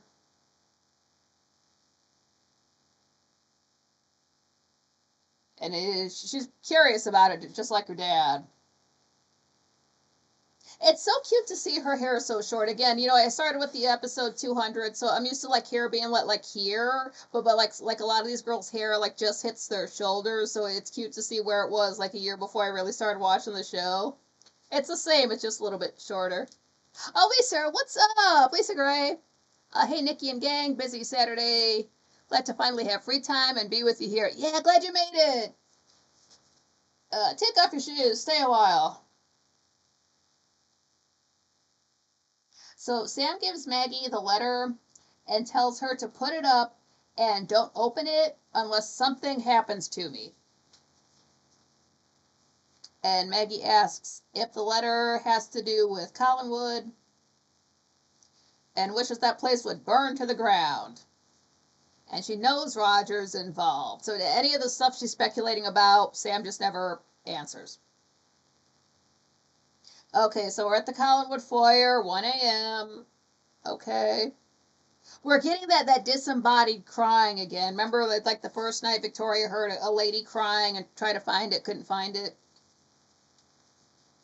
So Victoria goes and checks the living room. Nothing there. Goes down to the basement. And she still hears that crying. She goes over by that locked door. And then you hear a noise, so who's there? Turns around. And it's Roger coming downstairs, and he's pissed off he's there. It's that she's there. And he's accusing her of using the voices and as an excuse to explore. And he yells at her. Oh, he is hot today. Fucking hell. Where was that at? Yeah. First the tea kettle at the Evans' house. Now the phone. Mute. Just answer this stuff. When the tea kettle goes off, pick it up, Maggie. When the phone rings, answer it. Collinwood's a big echoey place. Everybody can hear this. But it's that Ned Calder on the line. And Roger's just like, well, it's late. Don't you know what time it is? And you call back at a decent hour. Hangs up. And Victoria's like, Liz was waiting for that phone call. And Roger's like, you know everything that happens here, don't you? So he's still on. And then he's just continuing to pitch a fit at Victoria until she's like, well, I'm going to go tell Liz that you think all of this if I'm such a bad person. And then Roger does a complete 180, like, I'm sorry, I'm just like, you never see somebody go from so pissed off to so apologetic, like, oh, I didn't mean it. That's him. He's on thin ice. And they're in the living room, and Roger's still apologizing. Yeah, don't tell Liz we fought. I'm just stressed out lately. And Victoria's like, that's no excuse. And so Roger apologizes even harder. He's just really sorry. He just really doesn't want her to, he doesn't want to get grassed up to Liz. So Victoria will forgive him if he admits he heard the crying. And Roger's like, yeah, I've heard that a lot, but I don't know where it comes from. Maybe a ghost. A ghost can be real. And we get a shot of the basement for the credits. Again, it's just nothing spectacular, just a basement with stuff in it.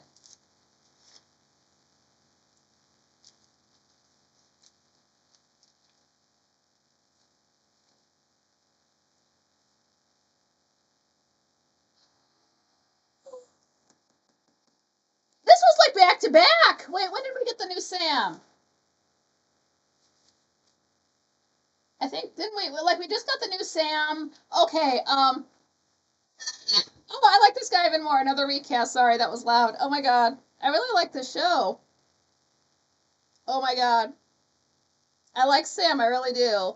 Don't get me wrong. I don't know, maybe this guy, I don't know, it's just, it's different. This guy's good too. Um, I can't say too much without it being spoilers, and I'm starting to sweat. Oh my god. Okay, girl, calm down, calm down. You knew this was gonna happen. It was wild to watch the first time because I'd seen this guy do other stuff, and then now he's up. Just sorry. Okay, sorry. All right. Dark Shadows, episode 38, August 17, 1966. Still on day 4. It's morning now. Like the sun is up morning. It's light out. You've got to wear sunglasses. Or day out, you have to wear sunglasses, whichever. In the Collinwood basement, Matthew Morgan has been recast. He was this slimmer, elderly gentleman. And now he's been recast with a fella named Thayer David. He's a Pisces. But he's not so slim. He's a little bit bigger. You can tell this guy knows his way around the dinner plate, and I'm not hating on him one bit for that. I love this guy. I know him as a bit of a spoiler. I know him as other characters. Um, uh, oh my god, this dude, this guy, just yes. This was great casting. I couldn't say what he's done before this. Yeah, completely lost my shit. New Matthew Morgan. Victoria's just wondering what's behind that locked door. David said that there would be books for him in there. And you know Matthew, he does not play around. He works for Liz. That's it. He's kind of at her beck and call. He does some of the heavy work, but if she wants something done, he says how fast. He might help out the other family, but like she gave him a job and a house, so that's her go-to guy to get things done. He'll do anything for her. So Victoria's just wondering, hey, what's behind that door? Maybe there's some books for David. He said there might be, and Matthew's just, didn't Liz tell you not to come down here? He said, get your books and let's go. And Victoria asks if he's heard crying at night. And Matthew's like, you're talking about Josette Collins.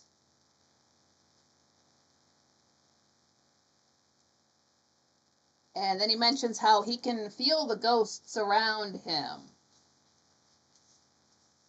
So I never really mentioned that before. We're finding out a little bit more about Matthew Morgan. He just kind of seemed like a hard ass, but apparently he's a little bit sensitive to the spooky stuff. Oh, okay. We're learning. And he says the best thing you can do when you hear it is to stay in your room. And then behind that door, he says, that's a storeroom. And Victoria thinks the crying came from in there. And Matthew warned her about making trouble for Liz on day 1. Do your job and don't ask any questions like me. This dude does not play.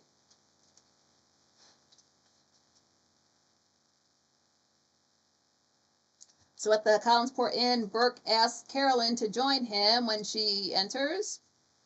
He's reading a book. It's The Count of Monte Cristo. Personally, have not read it. I've heard you can use Crisco as a candle when it's in a like the container. That's about all I know about it. I know those aren't the same thing. But Carolyn mentions Victoria twice in 1 minute, and Burke notices. Oh, here we go again. Donuts. Yes. Real food. It's not healthy food, but it's donuts. So in Collinwood at the foyer, Liv gives Matthew a list of supplies to get. And Matthew mentions he does not like Burke. That's a good thing about him. If he doesn't like you, he'll just straight up tell you. You don't have to wonder what he's thinking. He will let you know. So in the living room, Liz is telling Matthew he's responsible for Roger's car accident because that's what she told the cops. And it is sorry, but it's the first thing she could think of. And it wasn't Burke Devlin. And it, of course, Matthew's going to help her out. But it's so messed up, like, you caused Roger's car accident. And it's like, me? It's like, well, that's what I told the cop, so that's what you're going to have to tell him. Just first thing I thought of, just deal with it. But it really does feel for a second like she's throwing him under the bus. It's like, no, you just recast him. But it's not quite like that. It's just like, that's the story we're going along with, Matthew. Lisa Gray said, oh, I used to love Monte Cristo sandwiches. Haven't had one in decades. Oh, no, it's a story. It's a book about a sandwich. I was close. I hope he gets to eat that sandwich.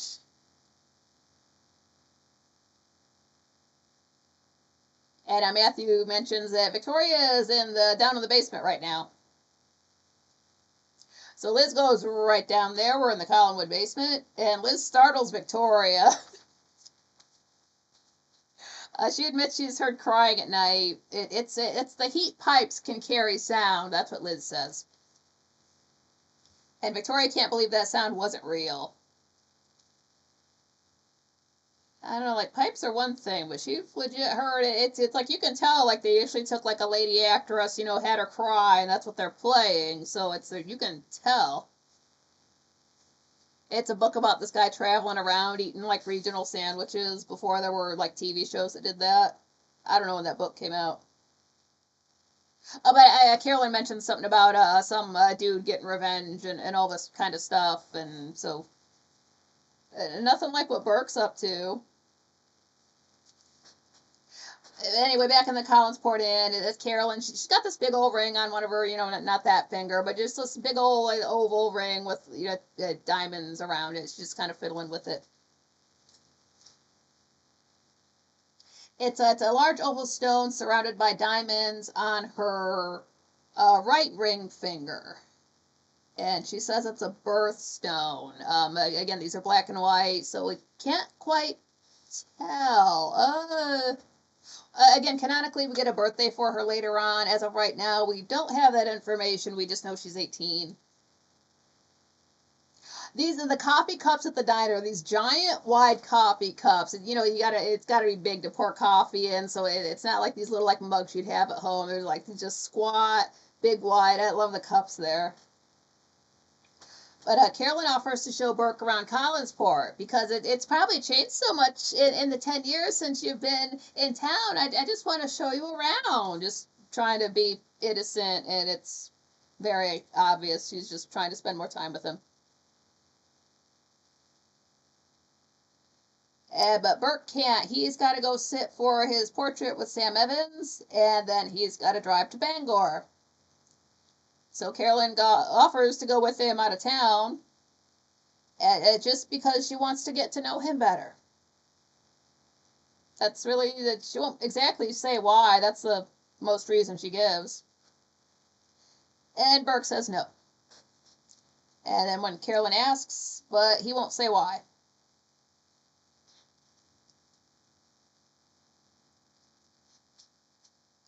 So she takes off, and Burke notices the ring that she was fiddling with just hanging out there on the table.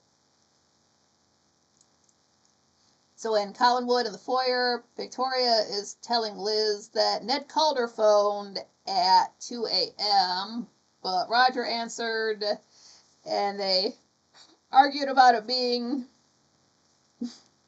Sorry.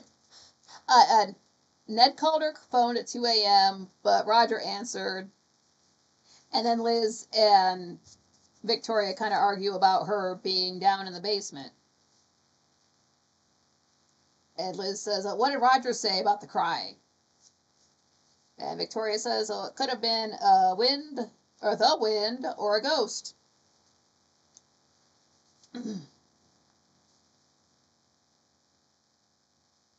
So in the living room, Liz goes, she places another call to Ned.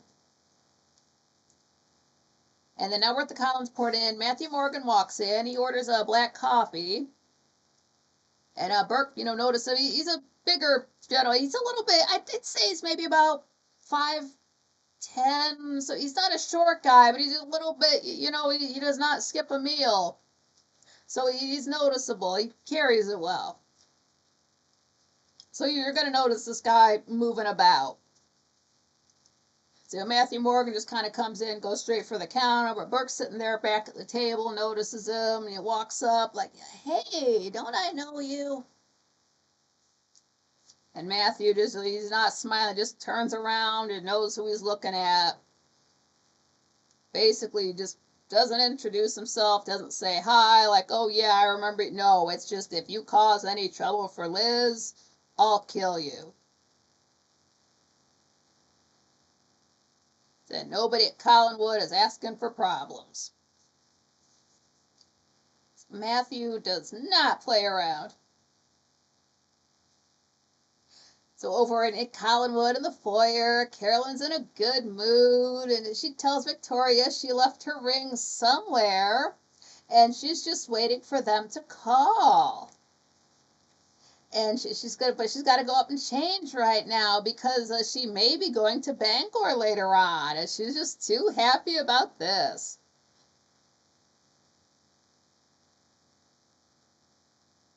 And Victoria's looking for ink for a pen, and Carolyn's mentioned, oh, well, there's a whole bottle of ink in the study.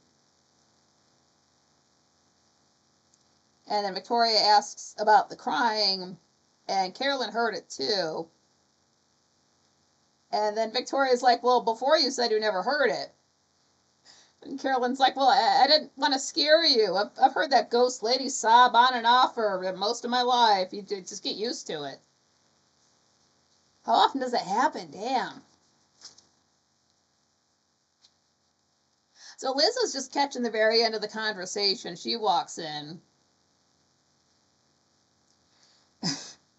So she walks up to Victoria. She's like, well, I see you don't believe me. Here's the key. Check for yourself. Victoria's like, no. And then a shot of the foyer for the credits. Yeah, that's a good place to end off. Two great casting changes. I love those guys. Yes. Just wow. Literally can't say anything because it's spoilers. Great actors. I don't know what else they've done. Kind of in a way, I didn't want to look up too much stuff. I didn't want to be feeding everybody a bunch of information. Like, well, if you like this actor, they did all of this stuff, and then also watch them in this. It is good to know that stuff. Some actors I know a little bit more about than others, but it's a lot of these people I would want to check out doing other things. And like a lot of them have. Some of these actors are still with us and still, working. Maybe not as much, but they still have Dark Shadows conventions, so they're still out and about. But like folks that you're on a spooky TV show, and you would kind of think they would get typecast, but a lot of these folks went on to do things that were like not in like the spooky vein. Like some of it was, some of them did, but like they also did normal TV shows and movies that were not creepy in any kind of way. So it's not like, if you go back earlier, actors really were like needled into, you play one role, that's all anybody's going to see you as for the rest of your life. You can't break that typecasting no matter what. If you do a movie, a TV show, like anything, they're just going to see you that way. So it seems like most of them got to not get needled into like just being on Dark Shadows. Maybe some of them did not get to. There's people on the show that I would imagine like, oh man, they must have won all these awards and got to do all this other stuff, and they just did not get the flowers they probably should have. The people on the show should have been winning, not Grammys, that's for singing. Emmys. They should have been winning Emmys. It got to the point that I had to look up when the Emmys began. Like, you can't tell me the show was running and like this person from this scene and this person from that scene that didn't get nominated. Did that show just not get nominated? Why didn't these people get? So I don't understand. I don't understand why some of the best acting in the world is on this show and nobody got a statue for it until shows later on. There's no justice, man. But that's just how it is. I think it seems like a show has to be offered up to even be considered to be nominated for categories. One thing when you get into if you get into Buffy the Vampire Slayer at all, like not even the show, just the what was going on that's not on the show. Uh, Again, great acting, but it seems like the actors were so busy just doing the show and just so tired from it. They just did not have the energy to also be going to award shows and doing these appearances and like interviews on top of what they were already doing. So maybe they didn't even suggest that show for nominations. They should have, like The Body. The Body. It's just one of the episodes from Buffy the Vampire Slayer called The Body, or Hush. Like, I like Once More with Feeling. That's the musical episode. At Tabula Rasa. There's other great episodes, but it just like those people should have statues. I know like that's only you shouldn't be doing something for awards, yeah, but like there's acting on there is so good you should have a trophy for that. Nobody else did a better job than this person. I don't have to see who else was acting, I just know. But I don't know what the situation was like back then. It was probably, was it even televised back then? Like the first Oscars were not televised. It might have just been a radio show. It might have just been a print off in the paper in 1929, and then they realized, hey, maybe people care about this. Let's put it on the radio. Lisa, yeah, true. Vampires are too busy at night to mess with awards. That's perfect. That is exactly why that show is not. That makes perfect sense. I like that. That's the best answer. Okay, I just mystery solved. I've been so confused about why this show did not get nominations for a year and a half, and Lisa Roy just cleared it up for me. So thank you. I was so confused. And Buffy the Vampire Slayer too. Like, why don't they nominate vampire shows? There's great acting on here. I'm not saying Twilight. I mean, there are good parts about Twilight, but they're just few and far between. It's sad when one of the only good things I can say about it's one of those later Twilight movies. The makeup they put on Kristen Stewart, like her character was like ill in some kind of way, so they had to put makeup on her that made her look emaciated. They did a good job. That is just makeup. It's not CGI. It's just shadowing. Like her cheeks look sunken. Like her eyes look sunken. She's pale. Like you would think this woman was on the brink of death. It's just makeup. So like, great job, makeup department. I don't care why the character was sick. I don't remember that part. I don't know. But good job. That's one thing that's consistent with movies. You can watch the oldest movies ever made. You can watch maybe the newest movies ever made. I don't know if they do this anymore. But one thing they're good with is makeup. From like the stage, they got good with it then. So they're good with makeup in super early movies all the way through. Just regular ass makeup on men and women, trying to make them look like older, younger, anything like that. That's always been top notch in films. Patrick said, Elisa, I think maybe it's the presenters eat too much garlic. That's got to be it. They do happen at night. That's when vampires gotta eat. It makes sense. Well, or do they film them in the afternoon? Ooh, I don't know. Now that gets into, do they, like, when do they film it? When do they air it? Ooh, I don't know. Yeah, now it's getting complicated. Well, let's just assume it happens at night, and that's when vampires are. Yeah, so that makes sense. Even though the actors are not vampires, you do have to kind of, play up your public persona when you're off the clock. That does make sense. That makes perfect sense. Yeah, I'm glad you brought that up. So yeah, just a few episodes of Dark Shadows in there. Since I'm missing a lot of, quite frankly, I don't know how much I'm gonna get out of the show with the interruptions. And I'm just a Lisa. Yeah, daylight isn't good either. Yeah, there's no time for them to go out. It's like I'm just a fan like everybody else. I don't have the means to be paying YouTube to just watch the same videos I've been watching since 2011.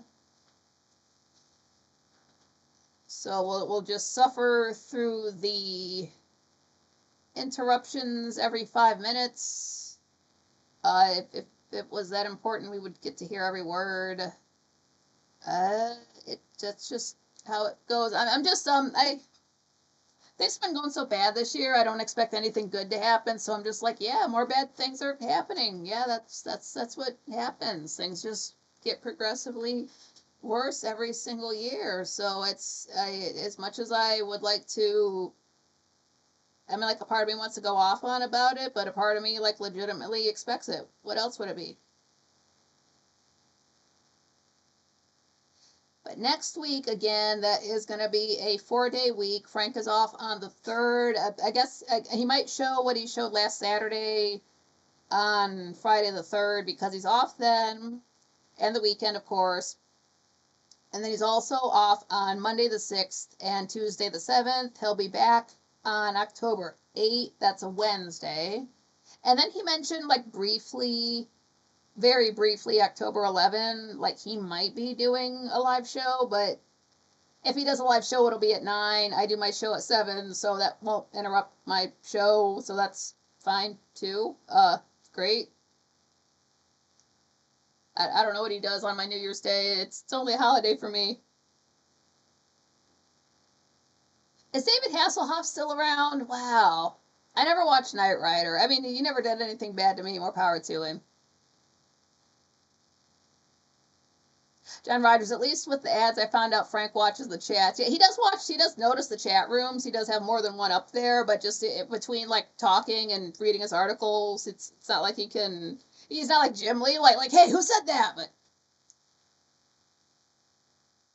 Patrick said, Elisa, Christopher Lee or Bela Lugosi? Who's your favorite Dracula?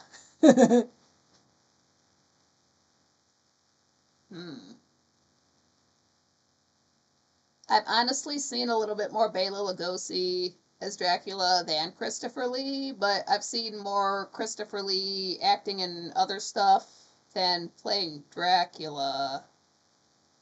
Ooh. Right now, October 11th is my New Year's Day. So that'll be when year 26 begins for me. It's 82 days before your New Year's Day. It's 100 days before my birthday. It just happened. That's just what day it happened to be. So it's my New Year's Day. It's more important to me than my birthday or any other day of the year. Just because my birthday is usually a bad day. It's in January. There's usually a blizzard on my birthday, so there's no point in planning on doing anything for that day. I don't. So if I was going to go out and celebrate anything, it would be that. But I planned my whole year around it. When I focus on time, I only focus on a year at a time. So it just from October 11 till October 10, that's all I'm concerned about. So anything October 12 and on, that's next year for me. I don't care about that. I'm not thinking about that till next year. I didn't think I would live this long. John Rogers, I couldn't believe he called me out. LOL. Yeah, it happens, of course, sometimes. Lisa Bela, of course. Yeah. You've seen Ed Wood, right, with Martin Landau, or playing him? What we did, the Johnny Depp one. It's just um It would be Martin Landau because it had is it Juliet Landau? She played Drusilla in Buffy the Vampire Slayer. Her, I like her. But I like you guys too. You guys are awesome. Thank you for spending a couple of hours with me on a Saturday. It was so much fun to see you guys. It's always fun to see you guys. I like hanging out with my friends. That's why I've been sticking around with the show for so long. So I'm not going anywhere. It doesn't matter how many ads are, quite frankly, or how many hoops I've got to jump through. As long as there's Franklys around, then I want to be around to hang out with them because I wouldn't have anything without you guys. Christopher Lee for me, as he's a Brit, yeah. Read up about Christopher Lee on the set of The Lord of the Rings. Dude is a bat. Christopher Lee is who, is it James Bond is based off of? Um, because they're like the writer for that, the cousin, Christopher Lee is cousins with the guy who wrote a character who's popular. It's based on Christopher Lee. Dude's done a lot of stuff. But it's too late to get into that now. Bill Cooper said it was great to be here with you. Thanks. It was great to see you. John Rogers says, have a great night, everyone. Yeah, thank you guys. Have a great night. Don't forget to smash the like button. And we will get through the last 2 weeks of the year here. It's only a 4-day week. Don't forget your pants. You're going to need those for the rest of the week. Check out Dark Shadows on Tubi. That is free. The link is in the description for this show and for the channel. Right now I'm on Dark Shadows the beginning, but the part everybody's seeing is Dark Shadows, no subtitle. That's episode 210, and the rest of it. This is the part of the show a lot of folks have not seen, so if you've watched Dark Shadows but not the beginning, this part will be new for you. But yeah, you guys are the best. Thanks for giving me a platform where I can see you guys at least once a week. I love seeing all the Franklies. I'm here for you guys. So we will get through it together. So get some good sleep, have a good meal, smoke out on the balcony, drink some water.